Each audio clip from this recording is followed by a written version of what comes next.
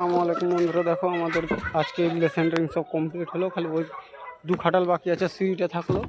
ঠিক আছে, এ দেখো এটা খুঁটি মারতে আর ছাইতে বাকি থাকলো। আর দেখো এটা সাইড মেরে ডাঁসা মেরে খুঁটি মেরে ছাইতে বাকি থাকলো। এটা কালকে এগুলো সব কমপ্লিট করে দেবো, দিয়ে খাঁচা রড বানবো। ওর দেখো ডাঁসা করাই আছে, ওর দেখো। ঠিক আছে, দেখো কাজ কেমন হচ্ছে অবশ্যই সব বলবেন। আর দেখো পুরো এগুলো কমপ্লিট হয়ে গেছে। এই পজিশনটা খালি এটা বাকি আছে। ঠিক আছে, আরও দেখো এটা বাকি আছে। তো মাছ তত্ত্ব কিছু আছে, সব রেডি আছে।